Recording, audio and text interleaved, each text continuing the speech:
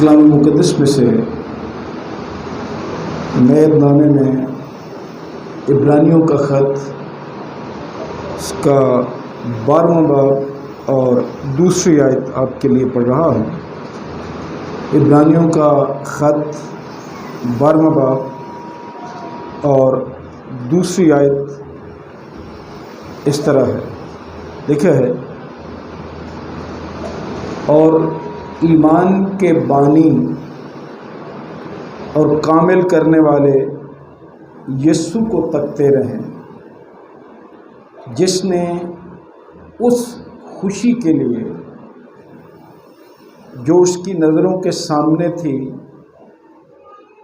शर्मिंदगी की परवाह न करके सलीब का दुख सहा और खुदा के तख्त की दाहिनी तरफ जा बैठे। खुदावंद की बरकत उसके पाक कलाम के पढ़े और सुने जाने पर हो, आमीन। बेसुदा दिया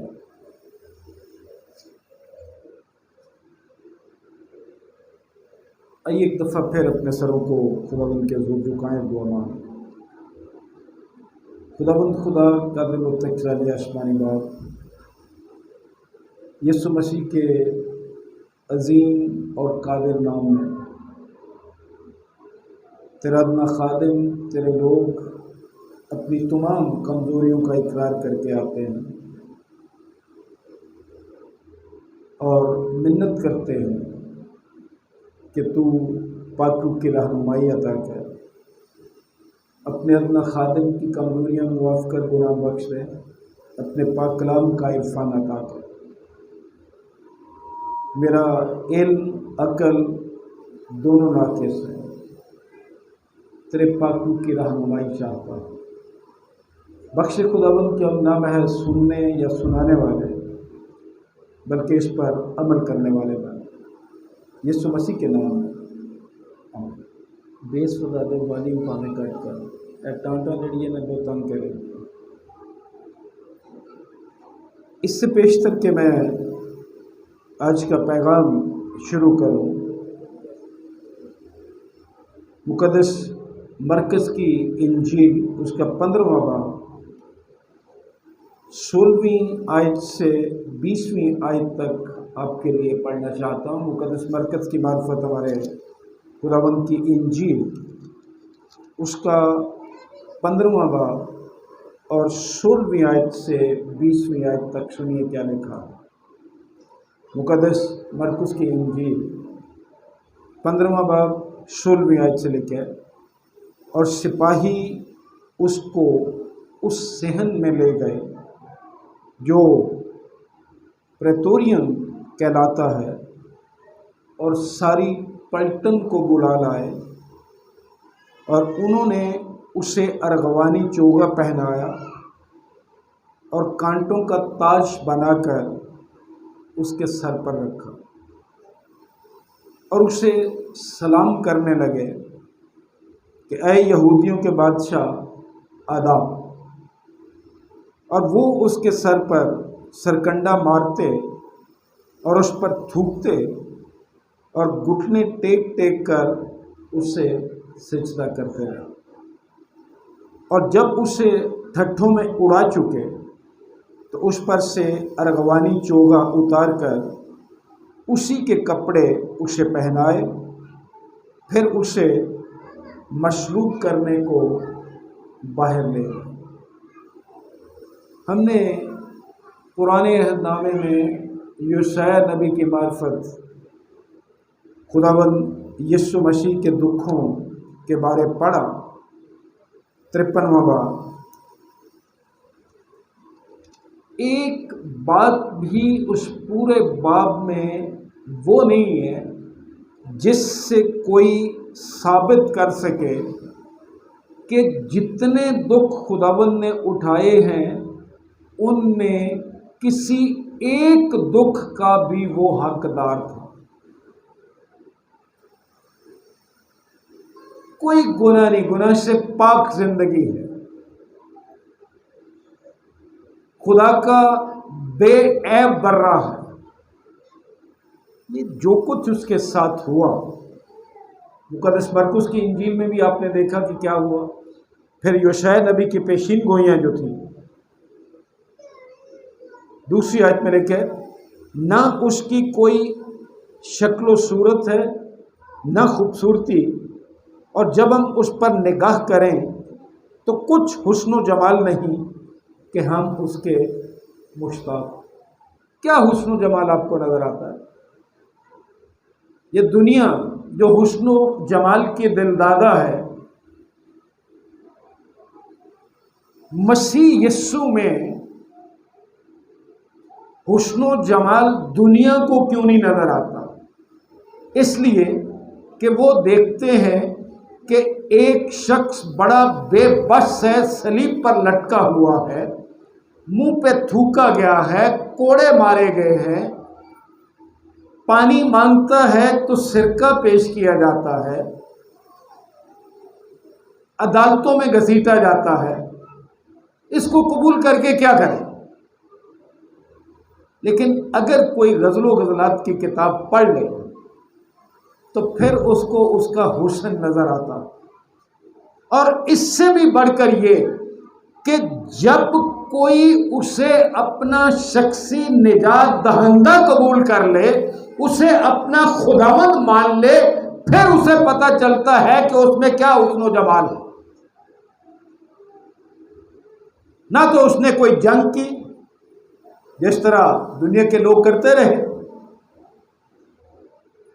अब हुस्न और खूबसूरती उसी को उसमें नजर आ सकती है जो उसे अपना खुदावंद और निजात दहंदा मान लेता। अगर कोई नहीं मानता तो उसमें उसको क्या हुस्न नजर आएगा कि एक बेबस शख्स नजर आ रहा है सलीब पर, लोग उसको पकड़ के ले गए, गिरफ्तार कर लिया है,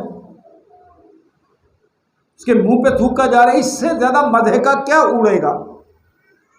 यानी कि वो आदमियों में हकीरो मरदूद, वहाँ एक नस्ल के लोग नहीं थे जो उसका मज़े का उड़ा रहे थे, जो उसको उसका तमस्खुर उड़ा रहे थे या जो उसे ताने दे रहे थे। एक नस्ल या कबीले के लोग नहीं थे।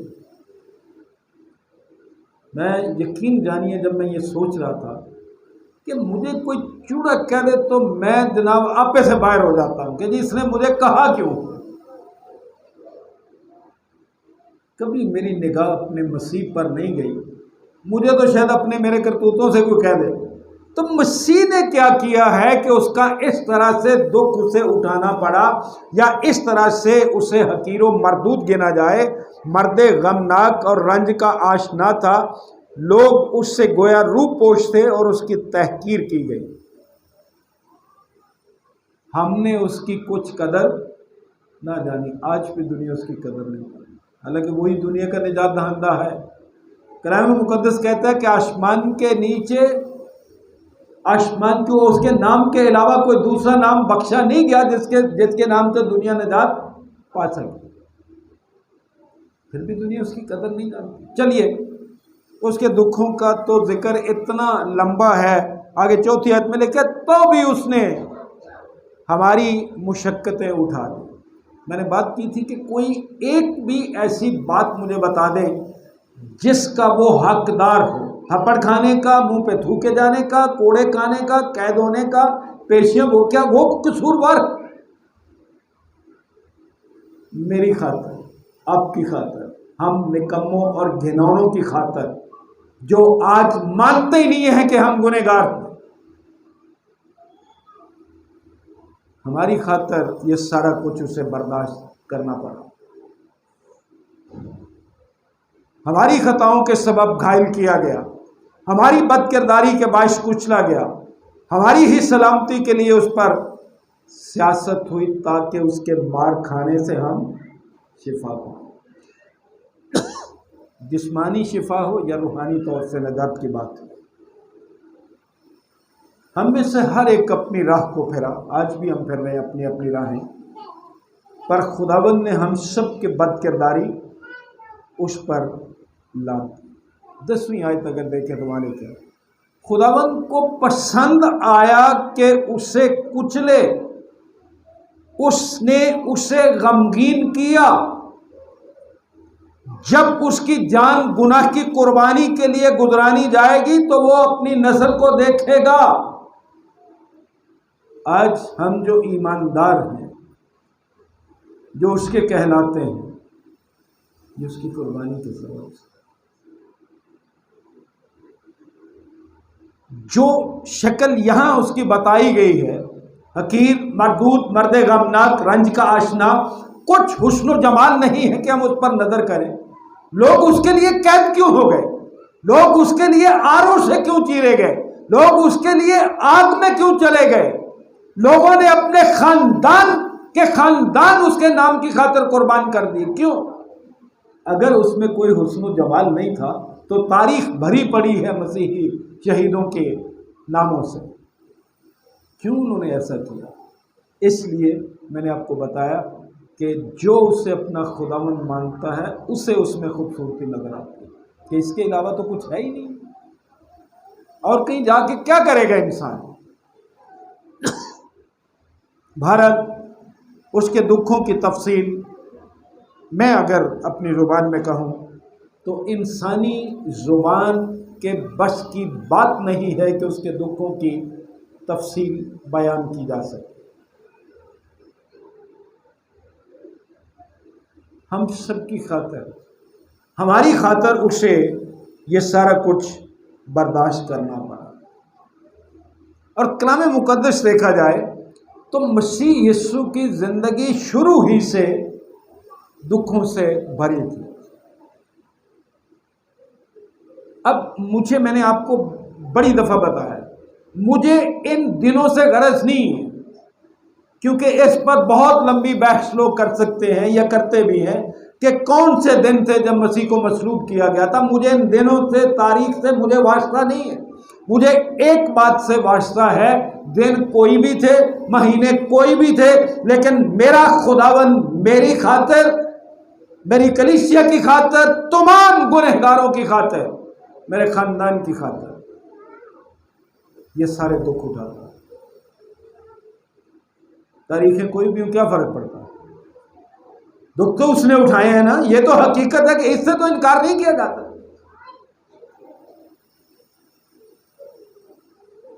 वैसे मैंने गुजारिश की कि उसकी जिंदगी दुखों से भरी पड़ी है, शुरू ही से उसने दुख उठाए, लेकिन जो दुख उसने अपनी जिंदगी के आखिरी दिनों में, ये दिन गिने जौन से मर्जी गिन ले, उससे गरज नहीं है, उसने अपनी जिंदगी के आखिरी दिनों में जो दुख उठाए थे, जो उसे दुख अपनी जिंदगी के आखिरी दिनों में बर्दाश्त करना पड़े,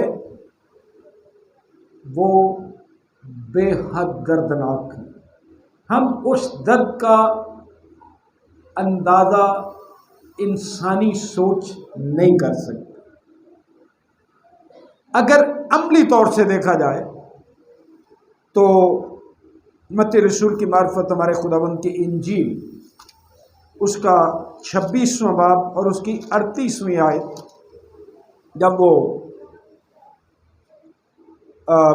गेत्सेमनी बाग में था, तो एक्चुअली उसके दुखों का आगाज जो है गेत्सेमनी बाग से होता, उसके आखिरी दिनों में, जिंदगी के आखिरी दिनों में। और कभी आप इस लफ्ज पर गौर करें, गेत्सेमनी जो है, तो इसके माने हैं कोलू। कोलू कभी देखे? शायद बहुत सौ ने देखा हो, इन बच्चों ने शायद ना देखा हो। इसका मतलब यह है कि गोया वो हमारी खातिर कोल्लू में पड़ा जा रहा था। इसीलिए तो कलाम मुकद्दस कहता है कि जानकनी की हालत थी और उसका पसीना गोया खून की बूंदे बनकर बह रहा।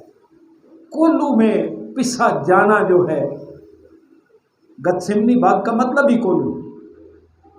उसके दुखों की ये भी एक कहानी है कि वो हमारी खातिर जिस तरह कोई चीज़ कोल्लू में पीड़ी जाती है, इस तरह हमारी निजात और हमारी शिफा के लिए, हम गुनहगारों के लिए पीड़ा जा रहा है।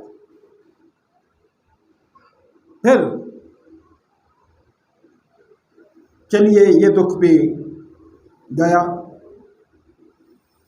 उसका अपना एक शागिर्द जो 24 घंटे साथ रहता था और बड़ा खास बंदा। खास क्यों कह रहा, आज के दौर में और ख़ास तौर से हमारे मुल्क में जिसके पास रुपया पैसा होता है उसको ख़ास समझा जाता है और सारे उसी की तरफ ही निगाह करते हैं। की आंदे ने उस दिन सरदार साहब ने भी मुहावरा बोला था कि जिदे हाथ धोई उदा सब कोई। अब यहूदा एक ऐसा शख्स है जिसके पास थैली होती थी, पैसों की थैली उसके पास होती थी। उसका अपना एक शागिर्द यहूदा नामी, यहूदा इसके लिए होती है, गद्दारी कर गया। मुक़द्दस लूका की मार्फत खुदावंद की इंजील 22वां बाब और 48वीं आयत अगर हम देखें तो वहाँ यूँ लिखा है, बल्कि 47वीं पढ़ देता हूँ। वो ये कह ही रहा था कि देखो एक भीड़ आई और उन 12 में से वो जिसका नाम यहूदा था उनके आगे आगे था। मसीह के साथ रहने में चंदे की थैली इसके पास है।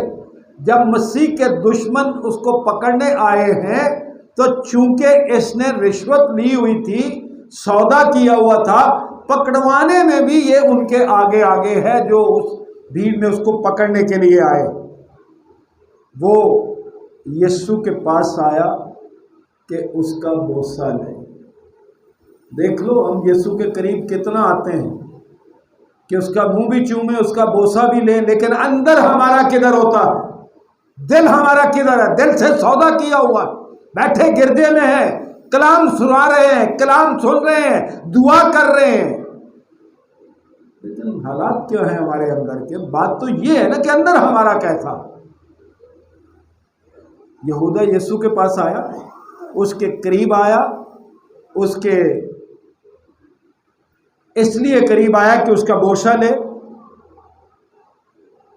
यीशु का जवाब सुन लीजिए 48वें आयत में। यीशु ने उससे कहा, ऐ यहूदा, क्या तू बोसा लेकर इब्ने आदम को पकड़वाता है? वैसे तो तू पकड़वाने आया तो कम से कम ये रियाकारी तो ना कर। तेरे दिल में तूने सौदा किया हुआ है, तू मुझे पकड़वाने आया है और लोगों को तू जाहिर कर रहा है कि तू मुझे बोसा देगा। तू बोसा लेकर अपने खुदावंद को पकड़वाता है। बहुत सारे लोग इसी तरह ही खुदावंद का सौदा करते हैं और उनकी मोहब्बत खुदावंद के साथ यही है।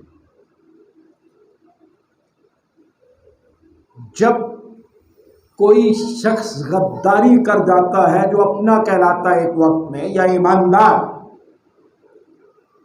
किसी का मजहब तब्दील कर जाना मसीही होते हुए, जब कोई ऐसा शख्स गद्दारी करता है जो यहूदा ने की कि बज़ाहिर उसके बोते ले रहा है, उसके करीब आता है, तो यकीन जानिए खुदावंद को बहुत दुख होता है। और ये अल्फाज जो खुदावंद के हैं जो उसने यहूदा से कहे, क्या तू बोसा लेकर इब्ने आदम को पकड़वाता है? बड़े दुख भरे अल्फाज हैं। तू अपने अंदर झांक के करने क्या आया? तू कर क्या रहा है? शायद आज मुझे भी खुदावंद यही सवाल पूछ रहा हो कि तू तो कलाम सुनाता है, खादिम है, अपना अंदर तो झांक जरा कि क्या है। शायद आपसे भी खुदावंद यही सवाल कर रहा हो कि आप तो आज खुदावंद के दिन गिरजाघर में इबादत करने के लिए आए हैं, अपने अंदर तो झांको के क्या करने आए हो। फिर जैसे मैंने गुजारिश की, ईमानदारों की गद्दारी से मसीह को बहुत दुख होता है। बोसा यानी मुंह चूमना, मोहब्बत, प्यार, ये तो दोस्ती की निशानी गिना जाता है, लेकिन तू इस सारी मोहब्बत और प्यार और बोसे को जो दोस्ती का निशान है, इसे यहूदा ने मसीह को पकड़वाने के लिए इस्तेमाल किया। ये खुदावंद का दुख। तो तीसरी बात जो आज आपके सामने रखना चाहता हूँ, मत्ती रसूल की मार्फत हमारे खुदावंद की इंजील, ये उसके दुखों की सिर्फ आपको झलक कलाम मुक़द्दस में दिखा रहा हूँ कि आपकी खातर मेरी खातर उसे क्या क्या कुछ बर्दाश्त करना पड़ा। चलो दुश्मनों ने तो जो करना था करना ही था, अपनों ने जब गद्दारी की, चलिए एक कर गया, 11 तो है ना, लेकिन इन 11 का रद्द अमल क्या था। मत्ती रसूल की मार्फत हमारे खुदावंद की इंजील उसका 26वां बाब और 56वीं आयत जब हम देखते हैं तो वहाँ ये लिखा, मगर ये सब कुछ इसलिए हुआ कि नबियों के नविश्ते पूरे हों। जो हमने यूसैया नबी की किताब में उसके दुखों की तफसील पढ़ी थी, उसका पकड़वाया जाना, यहूदा का उसे पकड़वाना पैसे लेकर, लिखा है मगर ये सब कुछ इसलिए हुआ कि नबियों के नविश्ते पूरे हों।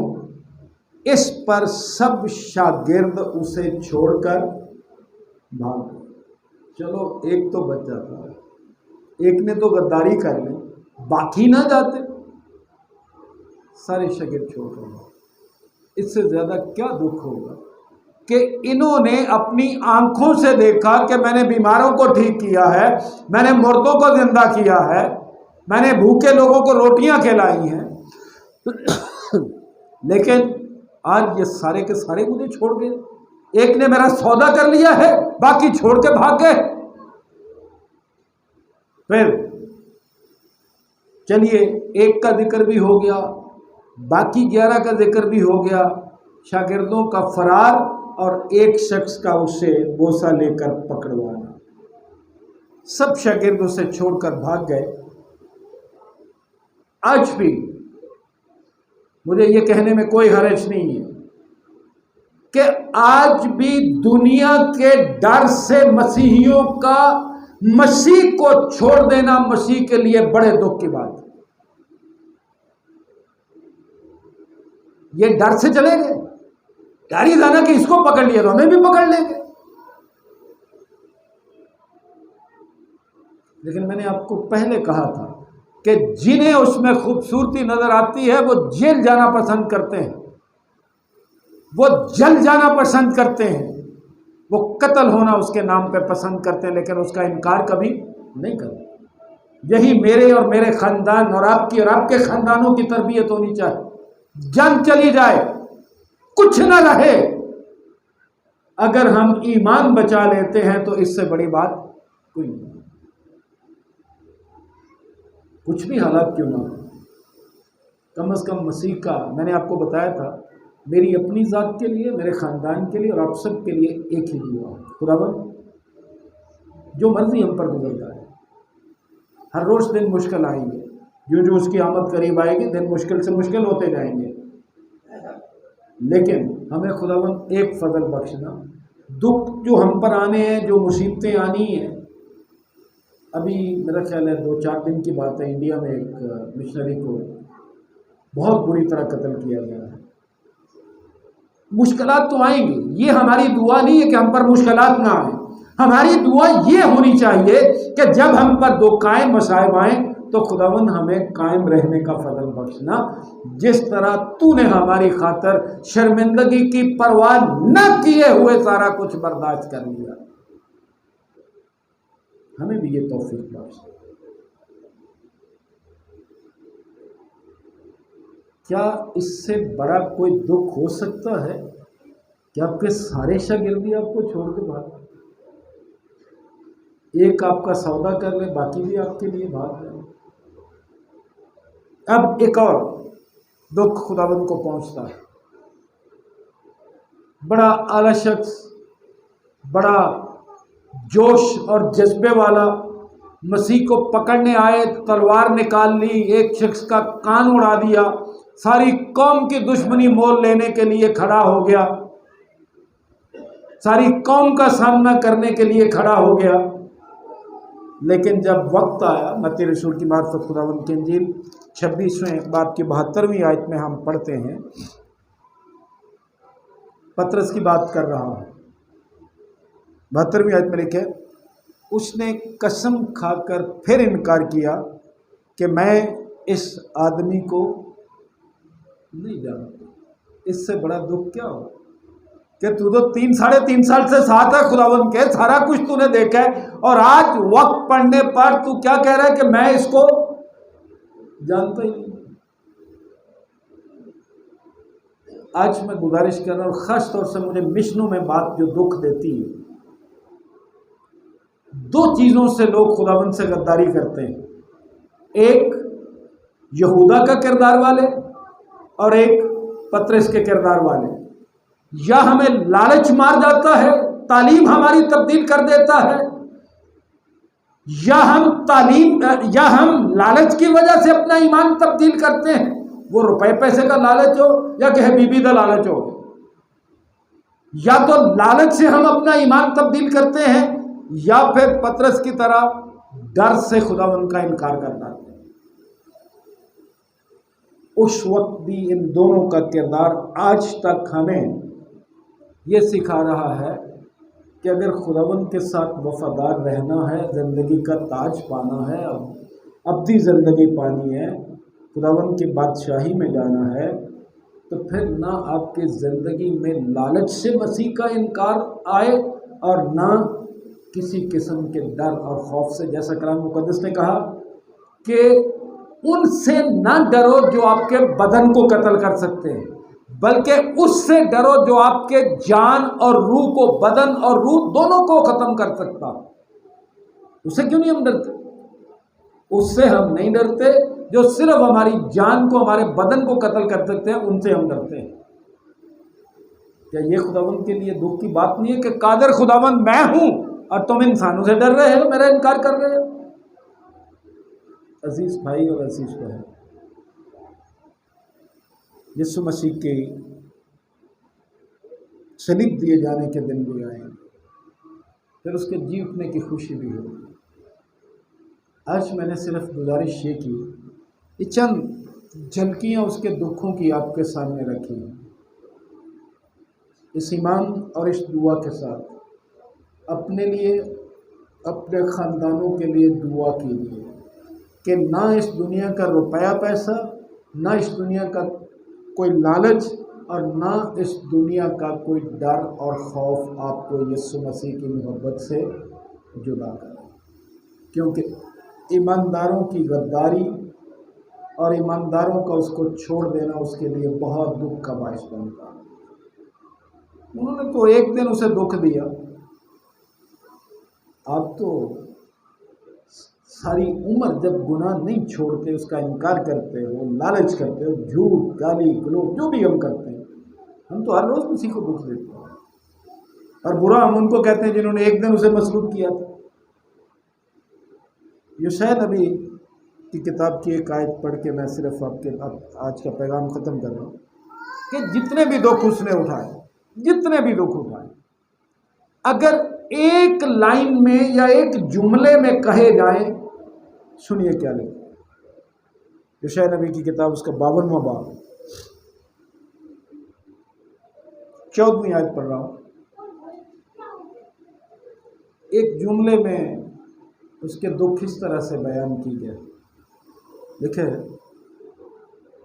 जिस तरह बहुतेरे तुझको देखकर दंग हो गए, आगे लिखे, उसका चेहरा हर एक बशर से जायद और उसका जिस्म बनी आदम से ज़्यादा बिगड़ गया। देख लीजिए क्या दुख आपकी खातिर और मेरी खातिर मसीह को उठाना पड़ा। और जिनकी खातिर हम मसीह से गद्दारी करते हैं, उसको छोड़ देते हैं, उन्होंने क्या दिया आपको? वो आपको बचा सकते हैं, वो आपको नजात दे सकते हैं, आसमान की बादशाही में ले जा सकते हैं। आइए खुदावंद के हुज़ूर झुके, अपने लिए, अपने ख़ानदान के लिए, अपनी कलीसिया के लिए, अपने अजीज़ों के लिए, अपने दोस्त अहबाब के लिए, आलमगीर कलीसिया के लिए ये दुआ करें। खुदावंद तेरा शुक्र हो कि तेरे बेटे ने हम गुनहगारों की खातिर इस कदर दुख उठाए जिनका इंसानी ज़ुबान बयान नहीं कर सकते। हमें तौफीक दे कि हम हर एक हालत में तेरे साथ वफादार रह सकें, और जैसा खुदावंद का पाक कलाम हमें बताता है और पौलुस रसूल की मार्फत हमें यूँ पता चलता है कि कोई चीज़ भी हमें खुदावंद की मोहब्बत से जुदा नहीं कर सकती। ये उसी वक्त होगा जब हम अपने यीशु मसीह में खूबसूरती देखेंगे, उसे अपना निजात दहिंदा कबूल कर लेंगे। 38वीं और 39वीं आयत है, रोमियो का ख़त 8वां बाब पढ़ रहा हूँ, क्योंकि मुझको यकीन है कि खुदा की जो मोहब्बत हमारे खुदावंद मसीह यीशु में है, उससे हमको ना मौत जुदा कर सकेगी, ना जिंदगी, न फरिश्ते, न हुकूमतें, न हाल, न इस्तकबाल की चीज़ें, न कुदरत, न बुलंदी, न पश्ती, न कोई और मखलूक। काश हमारा भी यही ईमान और दुआ। खुदावंद हमें फजल बख्शे कि तेरी मोहब्बत जो हमारे अंदर मसीह यीशु में मौजूद है, उससे हमको ना मौत जुदा करे, ना ज़िंदगी, ना फरिश्ते, ना हुकूमतें, ना हाल, ना इस्तकबाल की चीज़ें, ना कुदरत, ना बुलंदी, ना पश्ती, ना कोई और मखलूक। खुदावंद आप सबको बरकत दे, ये फजल बख्शे कि दुख उठाकर आपकी मेरी खातिर मसीह यीशु ने जो राशबाजी का लिबास तैयार किया, हम वो पहनने वाले हैं। मसीह यीशु के दुखों पर गौर कर लेना, रो लेना, उसके दुख बयान कर लेना तो कोई बात नहीं है, जब तक उन दुखों का मतलब ना समझा जाए कि मेरी खातिर ही तो उसे ये सारा कुछ करना पड़ा था, मेरी शिफा के लिए, मेरी निजात के लिए ही तो उसे सारा कुछ करना पड़ा, तो मैं किधर फिर रहा हूं। काश खुदावंद हमें जान देने तक वफादार रहने का फजल बख्शे। आइए मसीह यीशु में हमारे रहीम आसमानी बाप, तेरा शुक्र, तेरी तारीफ करते हैं तेरे पाक कलाम के लिए, तेरे बेटे के लिए जिसको तूने इस दुनिया में भेजा कि हमारी खातिर हर तरह का दुख उठाए, उसके पर मारा जाए, तीसरे दिन मुर्दों में से जी उठे और तेरे दाहिनी हाथ हमारी शफात के लिए मौजूद है। तेरी शुक्रगुजारी करते हैं खुदावंद कि उसने ये फरमाया कि ज़मीन और आसमान का कुल इख्तियार मुझे दिया गया है और मैं दुनिया के आखिर तक तुम्हारे साथ अपना फजल बख्श दे